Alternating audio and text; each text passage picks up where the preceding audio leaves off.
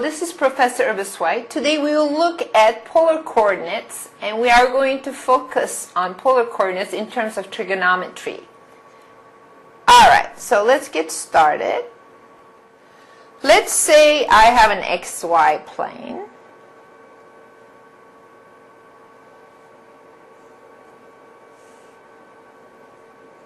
And I write this as x comma y as the ordered pair, which means this distance is x and this distance is y. If I want to write the same thing in terms of the polar coordinates, let's say I have an x and a y, I need to specify the distance from the origin, and that is going to be called r, and the angle that r is making with the horizontal. So this one is called Cartesian coordinates. This one is called polar coordinates. And the angle is going to be counterclockwise from the horizontal. That is the positive direction. So I can actually write as x, this one is my x, and this one is my y. X equals r of cosine theta using trigonometry. Y equals r sine theta. Now, so it is an interesting thing when you have curves and circles and parabolas and things like this, to look at things in terms of polar coordinates. It's going to be a little easier than looking at things in Cartesian coordinates. So let's look at things. First of all, I can actually set this up in my TI-84, and I can go specify rectangular coordinates and Cartesian coordinates, and it will do it automatically. But let's try to do it by hand. Let's say I want to go from polar coordinates to rectangular or Cartesian coordinates. Okay, so they are giving me 2 and 4 pi over 3. So 4 pi over 3 is about 60 degrees, so that's 240 degrees or so. So we are talking about somewhere here, and my r is 2. So we are talking about something in the, this is 1, 2, 3, and 4th quadrant. And I'm looking for x and y. Okay, and this angle is 4 pi over 3. So how do I do that? I just plug it in to the equation. X equals r cosine theta, and y equals r sine theta. And I do direct substitution. 2 of cosine 4 pi over 3. And this one is 2 times sine of 4 pi over 3.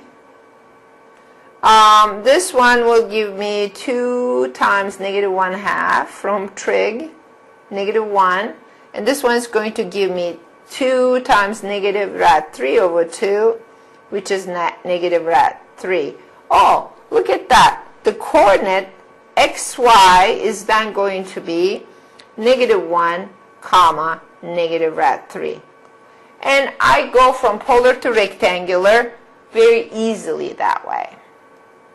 So let's try to go from rectangular to polar. So let's do that problem. If I have like a rectangular coordinates of negative 2 and 2, how do I write that in terms of r theta? So the way you do it, let's look at where things are first in the xy plane. So that one is negative 2 and 2. So I'm in 2nd quadrant someplace. So what I'm trying to figure out what that r is, what that theta is. Okay, so let's get the r first, and I know that is going to be negative 2 squared plus 2 squared. So that is 4 plus 4, that's 8.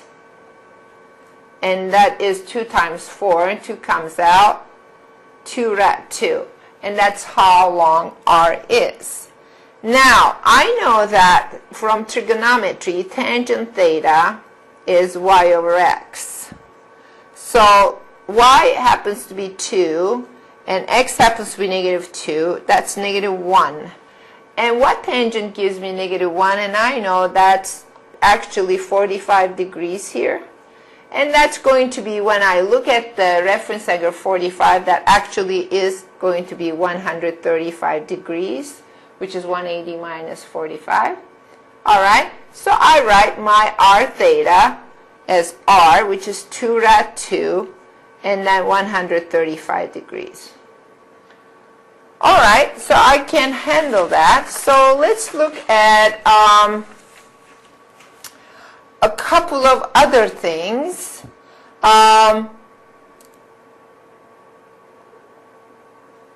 Let's look at some equations in polar coordinates and how I can go back and forth with that. Let's say I have a situation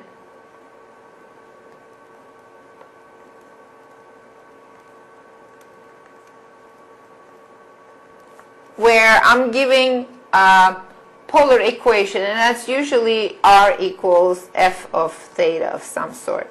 So r equals 1 over cosine theta. What does that look like? I can just draw it by plugging in numbers. You can just do these kind of things. This is your theta, and plug in numbers, and then calculate the r and put that in your graph. Or you can use some algebra and trig. So let's look at that. So if I play with this, now cross multiply, you're going to get r cosine theta equals 1. And what was r cosine theta to start with? That was x equals r cosine theta. What does that mean? That one is x. So this equation is actually the same as x equals 1. And what does it look like?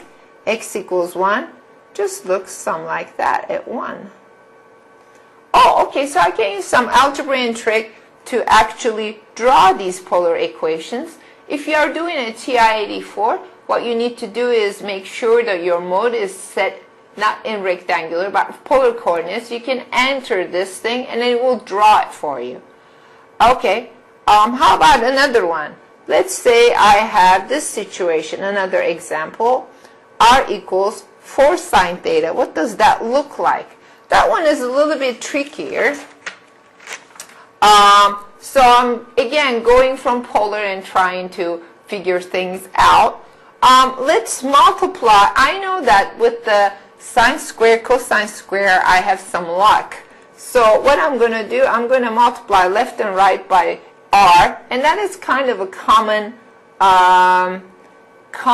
trick. So you have 4 r sine theta. Oh, okay, I kind of have this in my head. I know that r squared is x squared plus y squared.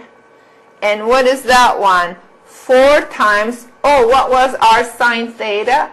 And that was y. And look, this is what I have, x squared plus y squared, move the 4y to the left, equals 0.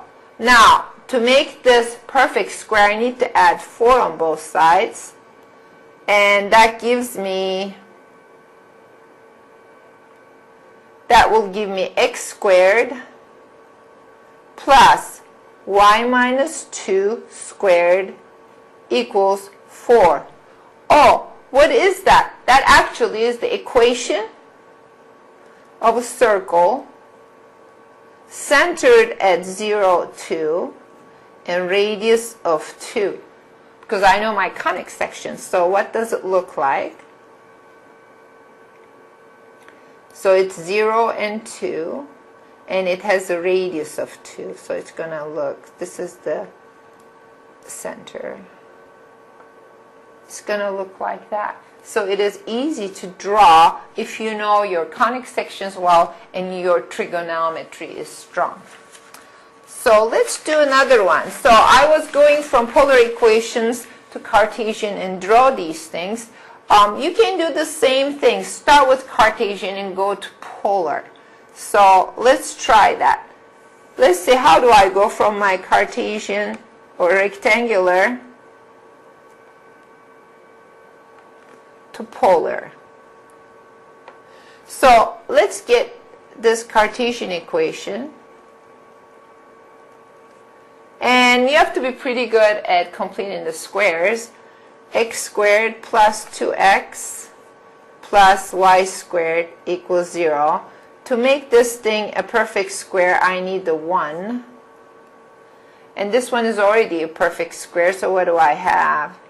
X plus 1 squared plus y squared equals 1. I know that that thing is actually -1, and it's like that. And it is a circle. Okay, very nice. But how do I write this in polar coordinates? Let's look at that. I will just write this one, another way of doing this thing. So let's go back to here. I have x squared plus y squared minus 2x equals 0. So I want to get to r equals theta kind of thing. And then I have this. That is simply r squared minus 2, what was x? X was r cosine theta. Oh, look at that. This actually is r times r minus 2 cosine theta. And that is your equation. You can actually say, okay, well, how can I solve this thing? R equals 0. That means that you don't even have an r and you can't draw anything. Or this one. This one gives me r minus 2 cosine theta. That is 0. That means r equals 2 cosine theta. So writing this,